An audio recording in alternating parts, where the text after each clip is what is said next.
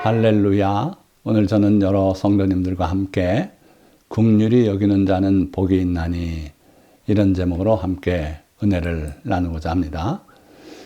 지난 2달 반가량 설교 말씀을 올리지 못하는 일이 있었는데 저희 아파트가 윗집에서 누수가 일어나서 피해를 입게 되었고 2달 반 동안 손해사정사도 나와서 살피고 또 수리할 분도 와서 살피고 견적을 내고 그러고 나서 수리가 진행되는데 8일인가 걸쳐서 수리가 이루어졌습니다. 그것도 연이어서 수리가 된 게 아니고 한 가지 사항이 완료되면 또다시 며칠 후에 두 번째 사항이 완료되고 이러면서 수리가 진행됐어요. 그러나 하나님의 은혜로 그 과정 중에서 제가 은혜를 받았어요. 힘들게 일하는 그분들을 보면서 일이 만족스럽지 못한 경우라도 긍휼히 여기고 그리고 그들을 격려하고 하는 게 옳겠다. 하나님께서 그걸 기뻐하시겠다 하는 걸 깨닫고 이 말씀을 오늘 함께 나누고자 하는 겁니다. 자, 그래서 오늘의 말씀 제목은 긍휼히 여기는 자는 복이 있나니 예수님의 산상수훈 중에 한 구절이죠. 그러면 긍휼히 여기는 그 사람이 또 긍휼히 여김을 받을 것입니다. 자, 그렇게 말씀하셨는데 자, 오늘 첫째 단락은 긍휼히 여기시는 하나님. 우선 긍휼이 무슨 의미를 갖는 말인가? 굳이 그렇게 깊이 안 들여다봐도 누구나 다 알고는 있죠.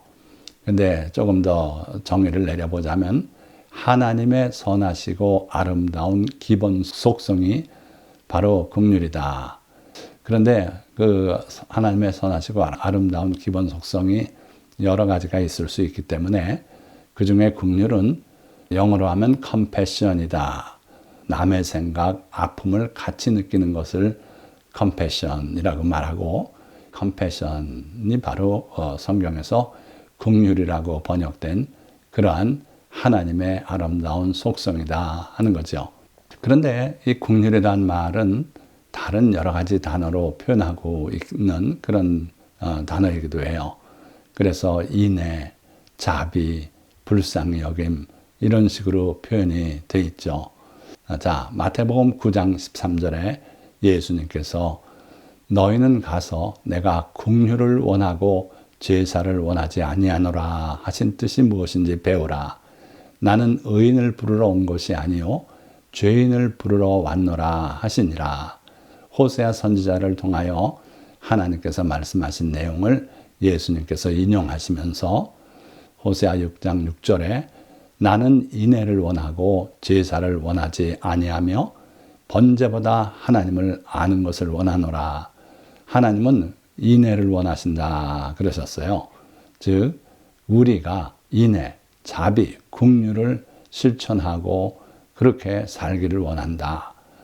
제사를 원하지 아니한다. 너희가 기껏 짐승 잡아서 피 흘려서 하나님 앞에 제사를 드리고 하면 할 거 다 한 줄 알고 기뻐하고 하는데 하나님은 그거보다는 우리가 인애를 실천하는 것을 원하신다 하는 거예요. 그리고 또 비슷한 말이 되겠지만 번제, 불에 태워드리는 그 제사보다 하나님을 아는 것을 원하노라. 우리가 하나님의 참되신 속성을 알고 하나님처럼 사는 것을 원한다 하는 뜻이죠. 자, 이 말씀을 예수님께서 인용하시면서 너희는 가서 내가 긍휼을 원하고 인애를 원한다고 구약 번역은 되어 있는데 이게 이제 헬라어로 번역이 되면서 그걸 또 우리말로 옮겨 놓으려니까 긍휼이란 단어를 택했어요. 같은 내용인 줄 압니다. 그래서 하나님께서는 우리가 긍휼하길 원하신다. 우리가 제사 드리면서 거기에 만족하는 성도가 되지 않고 긍휼을 실천하는 그런 사람이 되길 원한다. 그런 뜻이죠. 하나님은요, 자비로우신 분이에요. 긍휼을 베푸시는 분이에요. 즉 남의 아픔을 같이 느끼고 그를 위해서 뭔가를 하길 원하시는 하나님이시다. 여러분들이 다 이런 성도가 되시기를 진심으로 축원드립니다. 예수님께서는 그 하나님에 대해서 여러 가지 우리에게 교훈을 주고 계신데 대표적인 두 가지만 말씀드리자면은 포도원 주인 비유를 들 수 있겠어요. 자, 마태복음 20장에 포도원 주인에 관해서 비유로 길게 말씀하고 계신데 1절 말씀 보니까 천국은 마치 품꾼으로도 포도원에 들여보내려고 이른 아침에 나간 집주인 같으니 이렇게 시작하고 계시죠. 그래서 시장터에 가보니까 사람들이 벌써 일하러 가려고 이른 새벽에 나와 있어요. 그래서 그들에게 내 포도원에 들어가서 일하시오. 하루에 한 데나리온 주겠소. 이게 정상적인 품삯이죠. 그래서 일찍 나왔던 사람들이 많이 그 포도원에 들어가게 됐어요. 자, 다시 제3시에 우리 시간으로는 9시쯤 됩니다. 여름에 6시에 해가 뜬다고 가정하고 제3시, 즉 9시에 나가보니까 놀고 있는 사람이 있어요. 그래서 그들에게 포도원에 들어가라. 내가 상당한 양을 주겠다. 그러고 나서 또 정오에도 6시에도 갔고 또 9시에도 갔어요. 그리고 마지막으로 제11시에 또 나갔다 그랬어요. 그때 보니까 여전히 일 못 나가고 노는 사람들이 있더라는 거예요. 그래서 그들에게 왜 일하지 않고 놀고 있는가? 우리를 써주는 분이 없습니다. 듣고 보니까 그래요. 그래서 안 됐다. 그래서 지금 얼마 안 남았지만 내 포도원에 들어가라. 자, 그렇게 해서 12시로 사실 일이 끝나는데 오후 6시 해지는 시간이죠. 그런데 11시, 오후 5시에 포도원을 들어갔어요. 그러니 얼마를 받겠습니까? 아침에 일찍 온 사람이 한 데나리온인데 이 사람들 얼마를 받을지 몰라요. 그런데 일이 끝나고 나서 그 주인이 청지기를 불러서 나중 온 자로부터 시작해서 돈을 주어라. 품삯을 주어라. 그리고 11시에 온 사람을 한 데나리온을 주었어요. 이게 웬일입니까? 아침 일찍 온 사람을 한 데나리온을 약속하고 포도원으로 불렀는데 지금 제 11시에 온 사람들에게도 한 데나리온을 줘요. 그래서 뒤에 줄 서서 기다리고 있던 사람들, 일찍 온 사람일수록 뒤에 세워서 품삯을 주는데 야, 우리는 엄청 많이 받겠다. 그렇게 생각을 하고 기다렸어요. 그랬더니 그들도 똑같이 한 데나리온씩을 주고 말았죠. 그러니까 이 아침 일찍에 왔던 사람들이 원망 불평을 합니다. 우리는 일찍 와서 그 뜨거운 햇볕을 견디고 땀 흘리고 일했는데 뒤늦게 와서 잠깐 일한 저 사람들하고 어떻게 같이 줄 수가 있는가. 그럴 때 이 집주인, 포도원 주인이 그 중에 한 사람을 불러서 말합니다. 친구여, 내가 선함으로 너희가 나를 악하다 하겠느냐. 내 것을 가지고 내 마음대로 주는 것이 당연한 거 아닌가. 그러면서 너 약속한 대로 받았으니 내 것이나 가지고 가거라. 그러시면서 천국에서는 이와 같이 나중된 자로서 먼저 되고 먼저 된 자로서 나중될 자들이 많다 말씀하셨어요. 물론 이 비유에서 우리가 배울 점은 많습니다. 구원받는 것은 똑같구나. 일찍 왔거나 늦게 왔거나 예수님 믿음으로 구원받는 것은 다 같은 한 데나리온에 해당하는 것이다. 그렇게 말하는 분들도 있고요. 그 다음에 또 나중에 왔지만 그 사람이 더 두각을 나타내서 천국에서 높임받는 사람이 될 수 있다.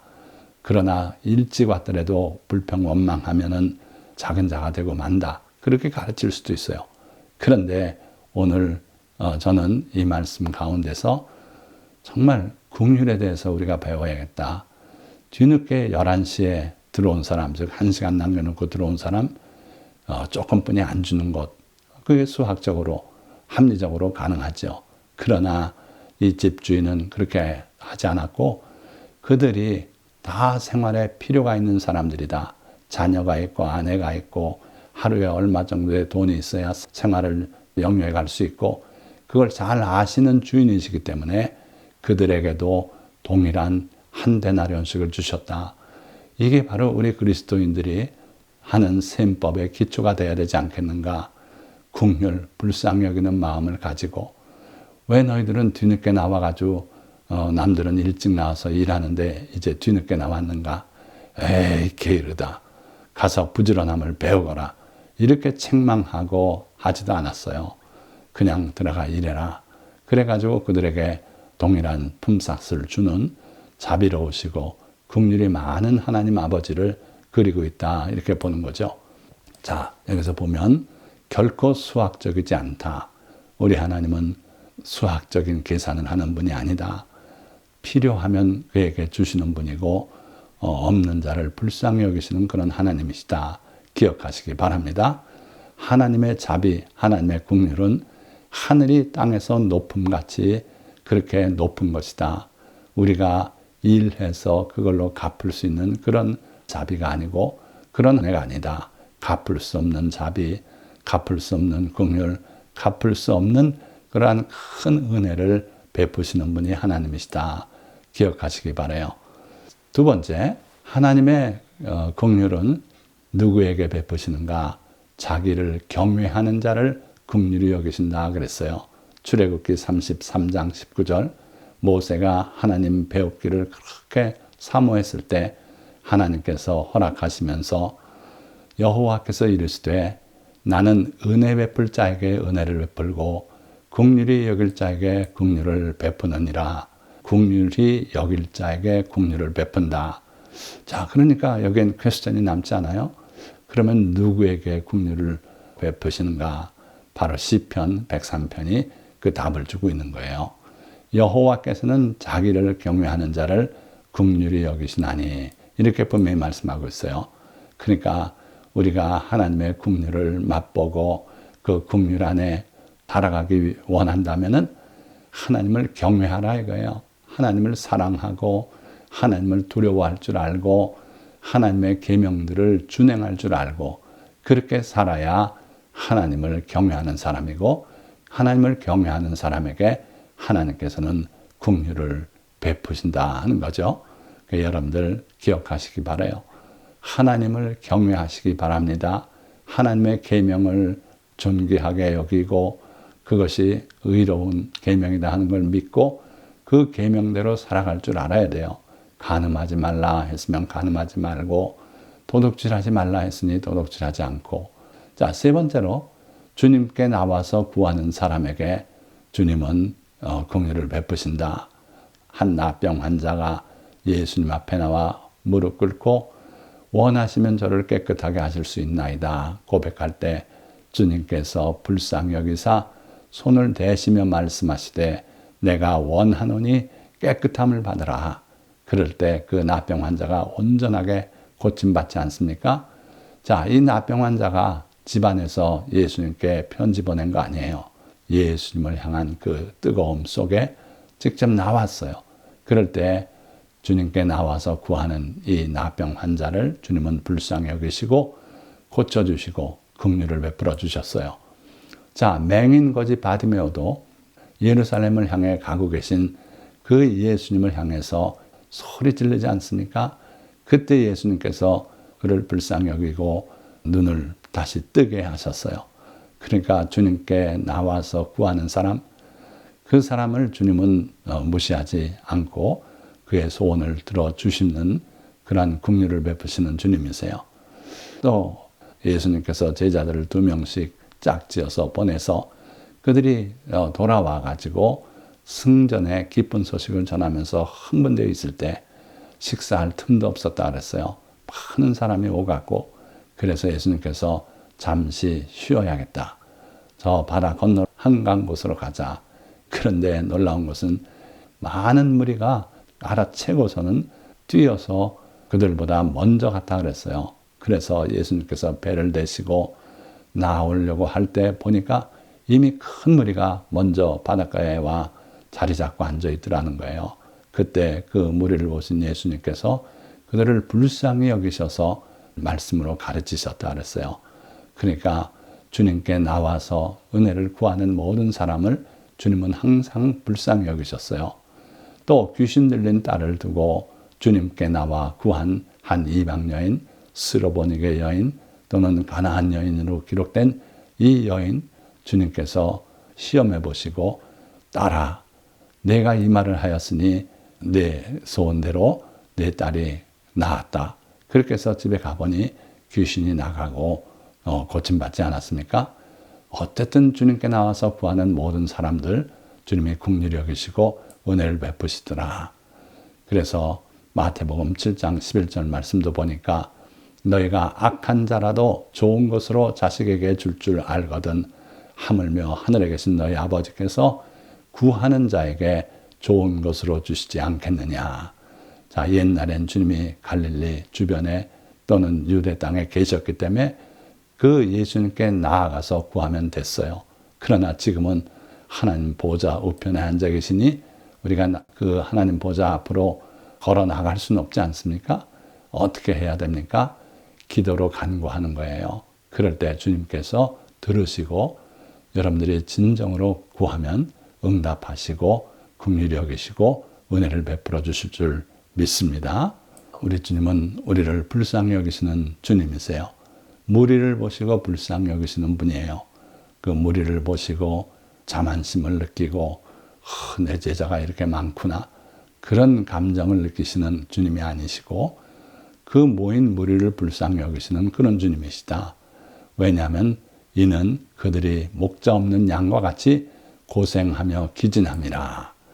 또 마태복음 14장 14절도 예수께서 나오사 큰 무리를 보시고 불쌍히 여기사 그 무리들이 주님을 간구하고 쫓아다니고 먼저 와 있고 하는 걸 보실 때 불쌍히 여기셨어요.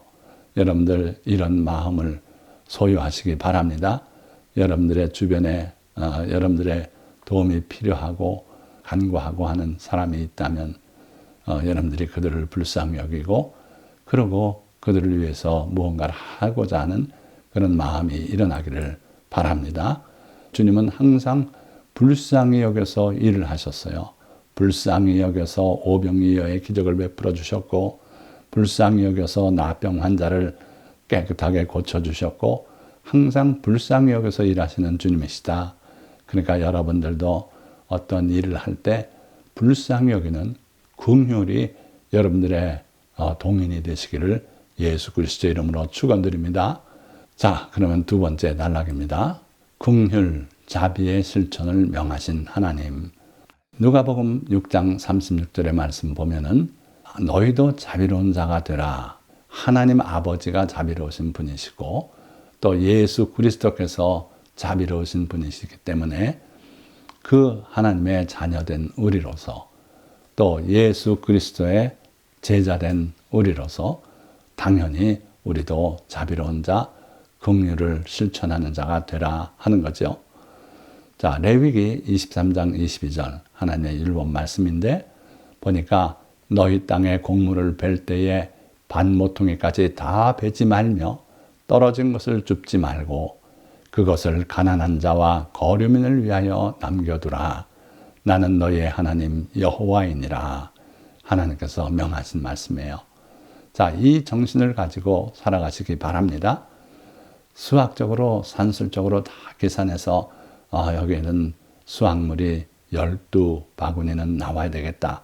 그렇게 해서 그걸 달성하려고 애쓰고 그거 현실적으로 맞는지 몰라도 믿음의 도리 안에서는 맞지 않아요. 왜? 여기 보니까 너희 땅에 곡물을 벨 때에 반 모퉁이까지 다 베지 말라 그러셨어요. 또 수확물을 운반하다 보면 떨어지는 것이 있죠. 그런데 떨어진 것을 줍지 말고 그것을 가난한 자와 거류민을 위하여 남겨두라. 나는 너희 하나님 여호와이니라. 뿐만 아니라 신명기 15장 전체는 매 7년 끝에는 면제하라. 이렇게 시작해서 면제년 제도를 상세하게 말씀하고 계세요. 그래서 우리 가운데 어려운 사람이 있다, 가난하다, 그런 형제가 있다면 그들이 언제든지 구워달라 할 때 구워주어라. 그러고 구워준 돈은요, 매 7년, 그날까지 못 갚으면 면제해라. 이게 하나님의 면제년 제도예요. 참 아름다운 법 아닙니까? 물론 돈을 빌려간 사람은 힘을 다해서 갚으려고 노력해야 돼요. 그러나 결국 못 갚으면 면제해 주는 거예요. 자, 이게 하나님의 자비의 법입니다. 또 11조에 관해서 오늘 현대교회는 한쪽으로 치우친 가르침을 주고 있는 것 같아요. 그런데 하나님의 계명을 잘 보시면은 신명기 14장의 11조 제도는요, 첫째 해와 둘째 해는 농사 지은 그 본인들이 자기 가족과 그리고 기업이 없는 레위인들 그들과 함께 예루살렘에서 하나님 앞에 감사 제사를 드리며 그걸 먹게 돼 있어요. 그러나 제3년째는 너희들이 쓰지 말고 너희 동네에 창고를 짓고 거기에 들여 쌓아놓고 그리고 객과 고아와 과부 그리고 레위인들이 와서 먹고 배부르게 하라. 이게 하나님의 11조의 원형이고 아름다운 제도예요. 그래서 어려운 사람들 그들을 위해서 쓰게 이렇게 말씀하셨어요. 그러면은 하나님께서 나를 시험해봐라. 내 창고에 쌓을 곳이 없도록 내가 하늘문을 열고 너에게 복을 내리지 않나 보거라. 그렇게 말씀한 거예요. 그러니까 창고는 바로 그 3년째 11조를 들여쌓는 창고고 하나님이 복을 내리시니까 그 창고가 부족해서 늘려지어야 되게 그렇게 하시겠다는 거예요. 자, 그래서 하나님의 이 계명들은 잘 보시면은 어려운 사람들을 위한 그들을 긍휼히 여기기 위해서 우리에게 허락하신 그런 계명들이 참 많습니다. 자, 그러면서 또 잠언의 말씀 보면은 그런 내용이 많아요. 잠언 14장 21절 이웃을 업신여기는 자는 죄를 범하는 자요 빈곤한 자를 불쌍히 여기는 자는 복이 있는 자니라. 또 잠언 19장 17절도 가난한 자를 불쌍히 여기는 것은 여호와께 꾸어드리는 것이니 그의 선행을 그에게 갚아주시리라. 가난한 자를 불쌍히만 여겨도 그러니까 긍휼한 마음을 품기만 해도 하나님께 꾸어드리는 것이 되어서 하나님께서 그의 선행을 그에게 갚아주시겠다는 거예요. 여러분들 이와 같은 삶을 사시기를 주님의 이름으로 축원드립니다. 어려운 사람을 불쌍히 여길 줄 알아야 돼요. 그러면 하나님께 꾸어드리는 것이 되고 또 실제로 그들을 위해서 여러분들이 재물을 쓰고 하면은 그의 선행을 그에게 갚아주시겠다는 거예요. 자, 마지막 말씀 마태복음 18장에 예수님께서 1만 달란트 빚진 사람 이야기를 하시죠. 비유의 말씀입니다만은 엄청난 과장이 들어있어요. 예수님의 비유의 특성이 그래요. 얼마나 빚졌어요? 1만 달란트. 1만 달란트. 한 달란트라는 것은 황금 33 내지 36kg이에요. 엄청난 금액입니다. 그런데 그것도 1달란트도 아니고 1만 달란트를 빚진 사람이 있었어요. 그래서 주인이 그를 불러서 어찌 하려느냐? 그러니까 갚겠습니다. 다 갚겠습니다. 잠깐만 시간 주십시오. 갚긴 어떻게 갚습니까? 인간이 무슨 능력으로 1만 달란트의 빚을 갚겠습니까? 그런데 그 주인은 그를 불쌍히 여겨서 탕감해 주었다 그랬어요. 빚을 상환하는 기간을 늘려준 것도 아니고 20% 감면해 줄 테니 80%로만 갚아라. 그것도 아니에요. 도저히 갚을 수 없는 금액인 걸 아시기 때문에 그냥 탕감해 줬어요. 그런데 이 사람이 나가서 길거리에서 자기 동료 하나를 만났는데 100데나리온 빚진 사람이에요. 달란트가 아니라 데나리온입니다. 하루 품삯이 한 데나리온이니까 하루에 10만 원씩 일당을 받는 노동자라고 하면은 100데나리온이니까 1000만 원. 근데 자기는 상상할 수 없는 큰 빚을 다 일시에 탕감받았는데 자기 동료에게는 탕감해 주지 않았어요. 그리고 목을 붙들고 흔들고 끌고서 옥에다 갖다 쳐놓고 다 갚도록 했어요.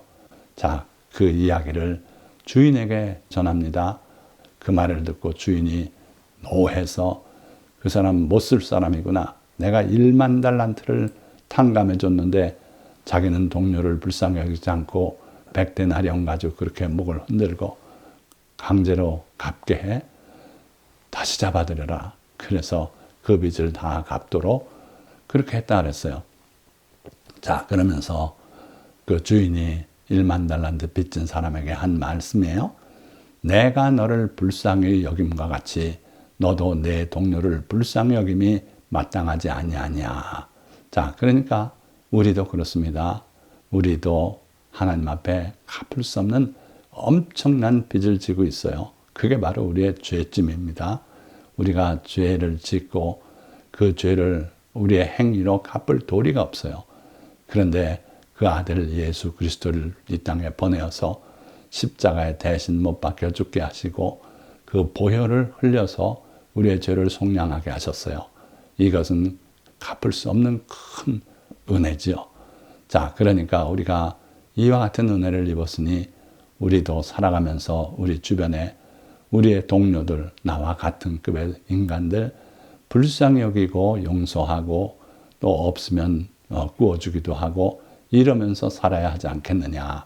이게 주님의 교훈이에요. 자, 말씀을 맺겠습니다. 우리들의 아버지 여호와 하나님은 인자와 긍휼이 많은 분이시며 특히 자기를 경외하는 자를 긍휼히 여기시는 하나님이십니다. 예수님도 자기에게 나오는 모든 자들을 불쌍히 여기시고 은혜를 베풀어 주셨으며 1만 달란트 빚진 자, 포도원 집주인의 비유 등을 통해 자비와 긍휼 그리고 용서의 실천을 가르치셨습니다. 우리가 참으로 하나님의 자녀요 예수 그리스도를 믿고 따르는 그리스도인이라면 형식적인 종교에 만족하지 말고 긍휼을 실천하며 살아가야 할 것입니다. 오늘 이 설교 말씀을 청취한 모든 성도님들 다 여러분들이 이와 같이 긍휼을 배우고 실천하는 그러한 성도가 되셔서 주님의 나라에 들림받는 그러한 성도가 다 되시기를 예수 그리스도의 이름으로 축원드립니다. 기도하겠습니다.